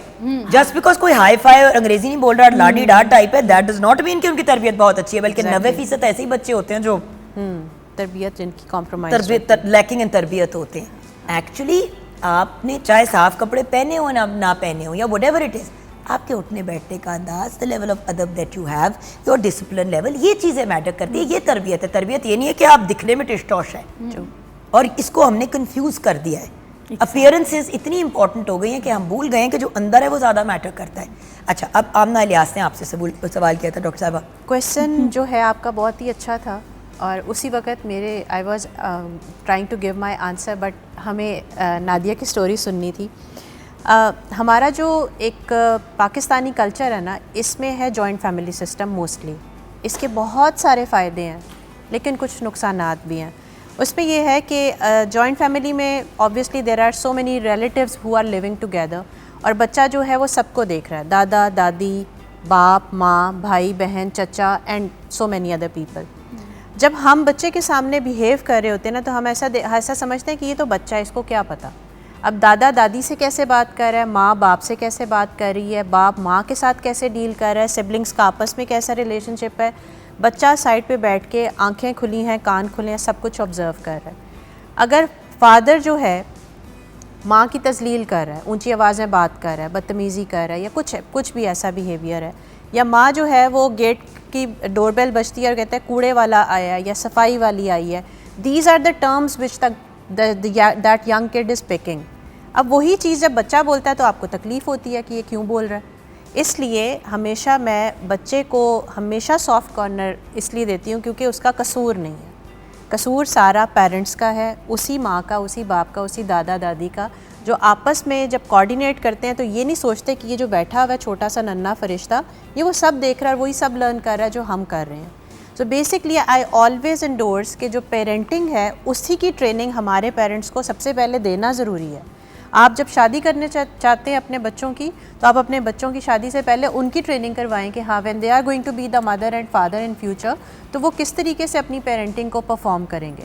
हमारे यहाँ पे ये कल्चर ही नहीं है। बिल्कुल यही चीज़ जो भी मैं थोड़ी देर पहले कह रही थी कि फॉरेन कल्चर्स में ये चीज़ इतनी ज़्यादा है बिकॉज जब they are at the stage of committing then they commit. हाँ, यहाँ पे होती हैं ऐदे नाल तेरी शादी हो रही है, ओदे नाल तेरी शादी हो रही है, या आप प्यार में पड़ जाते हैं और शादी हो जाती है। When you are able to take the responsibilities, then you commit and get married. जब आप इस चीज़ के लिए काबिल होते हैं कि बच्चा पैदा करना है तब आप कंसीव करते हैं और बच्चा पैदा करते हैं। जब आप बच्चा पैदा करने के प्रोसेस में होते हैं तो यू गेट द ट्रेनिंग्स कि बच्चे की पेरेंटिंग कैसे करनी है। यहाँ पे ऐसा कुछ भी जान नहीं है। पता है क्या है, मैं अक्सर ये बात कहती हूँ, आप शादी कर देते हैं और पहले साल के अंदर अंदर अगर कम से कम एक बच्चा ना पैदा किया जाए, आज भी ये एक इशू बनता है। अगर कोई गैप करना चाहे, वेट करना चाहे, वो भी एक इशू बन जाता है। एक्चुअली तो बच्चे की तरबियत वहाँ से शुरू होती है जहाँ पे आप बच्चा पैदा करने का प्रोग्राम बना रहे होते हैं। और जब आप अनप्लान्ड प्रेगनेंसी और अनप्लान्ड चीज़ों की तरफ जाते हैं तो फिर आपका पूरा सिस्टम उल्टा हो जाता है। एक बच्ची जो खुद बच्ची है वो क्या को 4 बच्चे पालेगी भाई। तो व्यूअर्स, अब क्लोजिंग स्टेटमेंट्स, आप लोग अपनी क्या फीलिंग्स, क्या सेंटिमेंट्स एक्सप्रेस करना चाहते हैं। तरबियत एक ऐसा टॉपिक है which is I think a sensitive topic हम सब के लिए। अपनी तरबियत हमारे पेरेंट्स ने की, जिनकी तरबियत उनके पेरेंट्स ने की। तरबियत एक्चुअली एक जनरेशनल चीज़ है। कोई इंसान ऐसा होता है जो कभी कभी टॉक्सिक साइकिल्स को तोड़ देता है, वरना तो वही चीज़ें चलती चली आती हैं। यूजुअली फैमिलीज़ में थोड़ी मॉडर्नाइजेशन चीज़ें आगे पीछे होती हैं, लेकिन आज भी मैं ऐसी फैमिलीज़ को जानती हूँ जिनके घर में उनके बच्चे जो बेटे हैं वो सारे बाहर भेजे जाते हैं तालीम के लिए, और जैसे ही वो स्टेज आता है जहाँ पे बच्चों को भेजना होता है तो कोई बहाना आई माई शाई करके किसी तरह चीज़ को साइडलाइन कर दिया जाता है। सो तरबियत at the end of the day किसकी जिम्मेदारी है, इस पे हम अपने शो को क्लोज करेंगे। जी डॉक्टर साहिबा। जैसे आई एक्सप्लेन पेरेंटिंग, और मेरा जो व्यू पॉइंट था वो यही था कि तरबियत हमेशा से एक माँ और बाप जो एक बच्चे को दुनिया में लेके आते हैं उनकी ज़िम्मेदारी है और हमेशा रहेगी। ये हमारे एक्सटेंडेड फैमिली मेम्बर्स तो हमारे लिए जो है ना टोकन्स हैं, हमारे लिए ब्लेसिंग्स हैं जो हमें हेल्प करने में मौजूद हैं यहाँ पे। But it's always the role of the parent, both the father and the mother, to raise up a child. अब पेरेंट्स जो हैं उनकी सबसे ज़्यादा जो डिमांड है जो बच्चे को चाहिए होती है उनसे, वो उनका टाइम है, उनकी वार्मथ है, उनकी नर्चरेंस है। बच्चे को क्या खिलाना है, क्या पहनाना है, किस तरीके से पढ़ाना है, क्या बनाना है, ये एक रिस्पॉन्सिबिलिटी है। लेकिन बच्चे की ज़िम्मेदारी जो है वो ये है कि उसका पेरेंट उसके लिए अवेलेबल हो जब उसको चाहिए, व्हेन एवर, मतलब 24/7 the parent should be there. अब अगर पेरेंट्स वर्किंग हैं तो ये this is not an excuse in my opinion कि आप काम कर रहे हैं, माँ भी काम कर रही है, बाप भी काम कर रहा है। आप बाहर रहते हुए भी बच्चे के लिए इमोशनली अपना बॉन्ड इतना स्ट्रॉन्ग कर सकते हैं कि बच्चे को पता हो कि वेयर एवर माई फादर और मदर इज़, ही और she is always there for me. They are always there. ये बॉन्ड बनाना जो है ये बहुत ज़रूरी है। बेसिकली मेरा जो पर्सपेक्टिव है पेरेंटिंग का वो ये बॉन्ड है। और मैं आपको बात नादी जी आपकी तरफ आना चाहूँगी, आपका पर्सपेक्टिव, बट ये ज़रूर मैं कहूँगी कि I don't know why I feel कि स्कूल तरबियत में या हमारे जो टीचर्स होते हैं वो तरबियत में सपोर्ट ज़रूर देते हैं, लेकिन यार जिसने पैदा किया वो अपने बच्चों की तरबियत करे। Sorry I don't mean, because मेरी दोस्तें अक्सर कहती हैं इतने इतने पैसे हम फीसों स्कूल्स में दे रहे होते हैं, और जो नहीं भी दे रहे होते ज़्यादा फीसें वो ये मतलब अगर आप गवर्नमेंट स्कूल वट एवर भी, तो पॉइंट ऑफ व्यू ज़रूर ये होता है कि वो तमीज़ नहीं सिखाई स्कूल ने, तो अगर घर पे तमीज़ नहीं सिखाओगे तो स्कूल किस तरह सिखाएगा? जस्ट जी बिल्कुल, असल लेबॉर्ट्री घर है और फिर उसका इम्पैक्ट स्कूल में भी आता है। जो वेल ग्रूम बच्चे घरों से आते हैं वो लीडरशिप रोल में होते हैं क्लासरूम के अंदर भी, और वो टीचर के भी ऑटोमेटिकली करीब हो जाते हैं कि ये इनको मज़ीद हम ऐसे डिस्ट्रीब्यूशन ऑफ लीडरशिप दें कि वो पूरी क्लास में वो पॉजिटिविटी जनरेट करें और पूरा इन्वायरमेंट अच्छा हो जाता है। वो 4-6 बच्चे भी जिनकी तरबियत अच्छी होती है वो एक अपना रोल प्ले कर रहे होते हैं टीचर के साथ, वो भी टीचर ही होते हैं उस क्लास के, तो डेफिनेटली घर से चलता है। और इसमें मैं घर के अंदर अगर बात करूँ तो रूल्स की बड़ी अहमियत है। शायद हम घरों में अब आके बहुत ज़रूरत है कि हम प्रॉपर रूल्स रखें। वाईफाई बंद होने का एक टाइम है, बेड टाइम एक है, बच्चों के कमरों में अलग से हमारे जो लैपटॉप पीसीज़ हैं उनका भी एज लिमिट के साथ कुछ एज अप्रोप्रिएट होना चाहिए हर चीज़। उसके ऊपर अगर हम रूल्स सेट कर दें तो बच्चे बहुत ज़्यादा जो है वो आपकी नज़रों में भी होते हैं। यू नो लाइक हमारे घर में 10 बजे वाईफाई बंद होना है, बंद हो जाएगा, स्विच ऑफ एवरीथिंग, डिवाइसेस से बाहर आ जाएं बिकॉज सुबह स्कूल जाना है। तो how will you go? Seriously exactly, आप लोग बंद कर देते और हैं? हमें भी मोबाइल बंद करने पड़ते हैं। बहुत अच्छी बात है भाई। This is what we doing, हम खुद भी बंद कर देते हैं। भाई मेरी एक दोस्त के घर खाने के टेबल पे जब आपने आना है यार, खाने के टेबल पे बड़ी तरबियत होती थी। डॉक्टर साहब ओवर टू यू, हमारे शो को अब आज कंक्लूड कर दीजिएगा प्लीज मैम। बात ये कि हम डाइनिंग टेबल, मेरी ये फ्रेंड के घर में होनी शुरू हुई चीज़ कि एक, क्योंकि दादा घर पे साथ रहते हैं ना, तो उन्होंने एक केन की इतनी सी बास्केट, हर बंदा डाइनिंग रूम के बाहर अपना मोबाइल अपनी डिवाइस उसमें रख के आए, टेबल पे कुछ नहीं आएगा। जी हमारे भी घर यही रूल। अब मजबूरन आपको एक दूसरे से बात करनी है, तो अब इंसान के बच्चे नहीं बनेंगे तो क्या बनेंगे? जी डॉक्टर साहब जी। अच्छा, मैं यहाँ पर इनको बिल्कुल सेकंड करूँगी, क्योंकि मेरा ख्याल है कि डिवाइसेस तो अब ये नई नई चीज़ आ गई है तो इन्होंने तो इतना इम्पेक्ट किया है, लेकिन पेरेंट्स का रोल नहीं हम निगेट कर सकते। At the same time teachers का रोल वो भी हम निगेट नहीं कर सकते। और वही बच्चे जो अपने घरों में जो ग्रूमिंग होती है, जो तमीज़ सीखते हैं, वो लाते हैं, तो वो जो स्कूल में तो वो वैसे ही होते हैं और फिर वो पीयर के ऊपर ज़ाहिर है उसका इफ़ेक्ट होता है। तो आपके घर की ट्रेनिंग, फिर आपके, मेरा ख्याल है टीचर वहाँ पर तमीज़ तो नहीं कह सकते, सिखा सकता है, लेकिन मॉडरेट ज़रूर कर सकता है, सिंपल। तो वो एक मॉडरेटेड रोल जो प्ले करता है वो एक टीचर का बहुत इंपॉर्टेंट होता है, दैट्स इट। तो मेरा ख्याल है कि दोनों पेरेंट्स, उनके घर की तरबियत और फिर वो आखिर में जाके इन्फ्लुएंस करती है स्कूल्स में, तो वो एक अच्छी, अगर आपने एक अच्छा प्रोडक्ट दे रहे हैं घर से तो ऑफ कोर्स आपके स्कूल में भी उसका इफ़ेक्ट होगा। Thank you so much girls for joining us today, thank you and thank you आमो, आपका भी। यहाँ पे शो को कंक्लूड करते हुए एक बात ज़रूर जहन में एकदम से मेरे आई। अरे मैम, जब हम बचपन में घर पे तंग करते थे ना, तो हमारे घर वाले मदर जो है वो स्कूल में जाके टीचर को कंप्लेन करती थी कि घर पे बड़ा तंग करती है, इसको समझाएं। तो टीचर आपकी एक तरह से आपकी कॉन्फिडेंट, क्योंकि माँ को इस बात का हौसला होता था कि इसको टीचर समझाएगी ना, ये मान जाएगी या ये सुन लेगी। क्यों? क्योंकि एक लाड, एक मोहब्बत, एक रिस्पेक्ट, एक रिगार्ड था। लेकिन व्यूअर्स, वो रिस्पेक्ट, वो रिगार्ड और वो मोहब्बत पहले माँ टीचर को देती थी, बच्चे के सामने टीचर को। वो वहाँ पे खड़े होके आधे नंबर पे चीखे नहीं मारती थी, वो टीचर को उसकी औकात नहीं याद कराती थी। अब तो टीचर्स माँ बाप को हेलो हाय कहते हुए उनकी जान जाती है, क्योंकि उनको ये खौफ होता है कि हमारी कोई कही हुई बात इनको बुरी ना लग जाए और हमारे लिए एक स्यापा ना खड़ा कर दिया जाए एडमिनिस्ट्रेशन में। ना बच्चों को आप कुछ कह सकते हो, ना माँ बाप से आप कुछ बात कर सकते हो। I am talking about now the urban schools. गाँव देहातों में अनफॉर्चुनेटली आपको एक्सेस ही नहीं मिलती। सो थोड़ा सा अगर हम एजुकेशन वाले एस्पेक्ट को सीधा कर लें एंड उससे कई गुना ज़्यादा अपने घर वाले एस्पेक्ट को ठीक कर लें, तो मेरे ख्याल से तरबियत इशू नहीं रहेगी। लेकिन अल्टीमेटली व्यूअर्स, वही वाली बात है, ये डिवाइस बहुत प्रॉब्लमेटिक है। थोड़ा सा इसको कम कर दें। आपने बड़ी ब्रिलियंट बात कही कि भाई वाईफाई शाईफाई बंद कर दो रात को 10 बजे। No options, you have to move on. Anyway, अपना ख्याल रखिएगा, हमें दुआओं में याद रखिएगा। खुदा हाफिज़।